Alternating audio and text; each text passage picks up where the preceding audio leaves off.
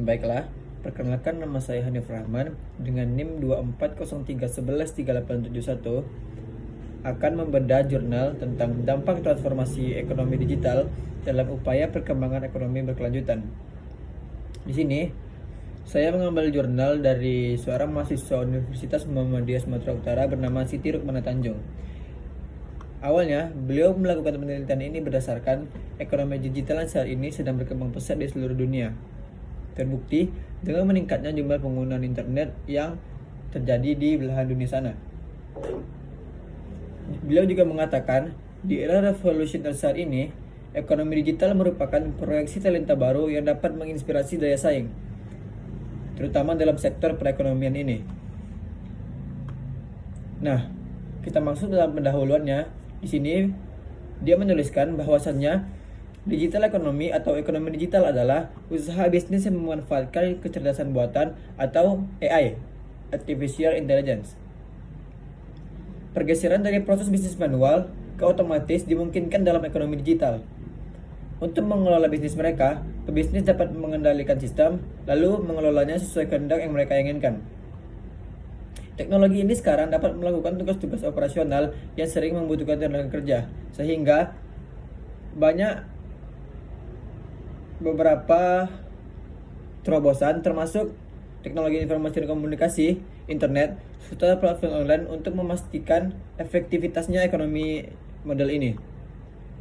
Dalam ekonomi digital, teknologi memainkan peran sentral dan memungkinkan interaksi antar produsen, konsumen, dan distributor.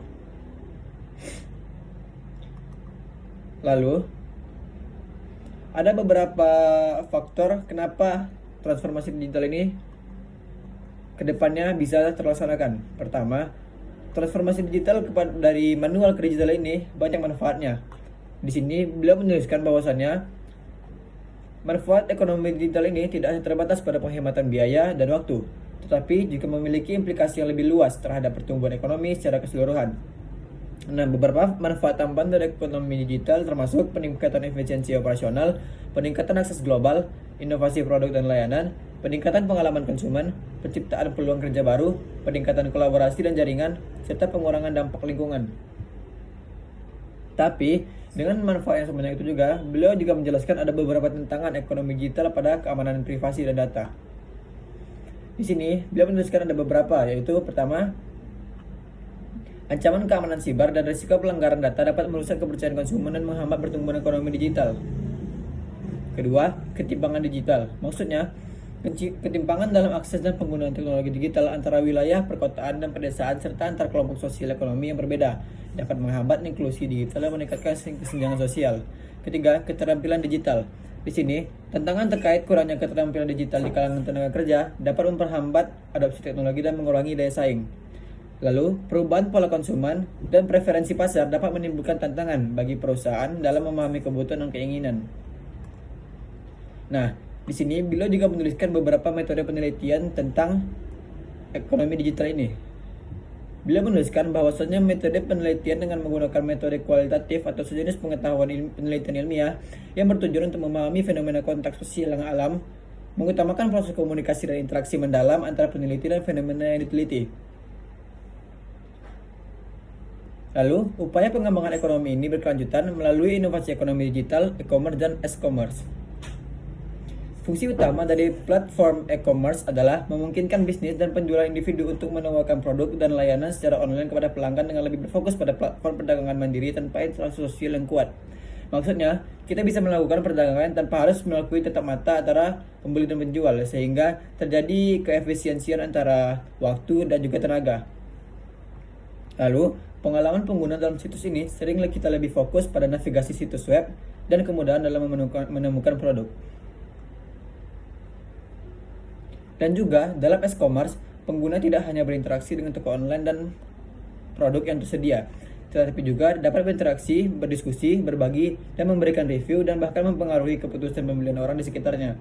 Seperti yang kita lihat sekarang sudah banyak beberapa orang-orang termasuk afiliator menjadikan diri mereka sebagai platform media sosial itu sendiri, tanpa harus bercengkrama langsung atau berinteraksi langsung kepada orang ketiga yang akan membeli produk tersebut. Penjual dapat membuat akun bisnis atau toko online di platform tersebut dan membagikan konten terkait produk seperti gambar, video, deskripsi, dan intrik dari produk tersebut kepada para follower. Oleh karena itu, ekonomi digital telah mengubah cara kita menjalani kehidupan sehari-hari dan tidak hanya mempengaruhi cara bisnis dijalankan, tetapi juga memiliki potensi besar untuk memberdayakan masyarakat secara luas. Melalui akses yang lebih mudah ke internet dan teknologi digital, banyak peluang baru telah muncul bagi individu dan komunitas untuk berpartisipasi dalam aktivitas ekonomi ini, yang sebelumnya biasanya sangat sulit dijangkau menjadi lebih mudah. Lalu selanjutnya kita bahas yang terakhir tentang digital ekonomi dalam pemberdayaan masyarakat. Platform e-commerce adalah media elektronik yang memungkinkan transaksi jual beli produk dan layanan secara online seperti yang tadi telah saya jelaskan.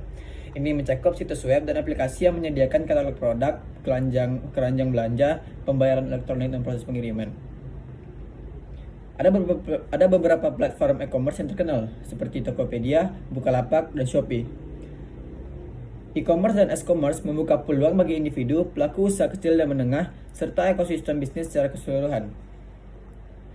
E-commerce dan e-commerce memungkinkan pelaku bisnis untuk menjangkau pasar global tanpa harus memiliki toko fisik di berbagai lokasi, sehingga terdapat keefisiensi besar antara keselarasan fisik dan juga tenaga serta waktu yang dimiliki oleh penjual dan juga pembeli. Hal ini memberikan fleksibilitas dalam menjalankan operasi bisnis. Baiklah, mungkin juga sekian benah dari jurnal ini. Semoga apa yang telah saya benahi sebelumnya dapat bermanfaat.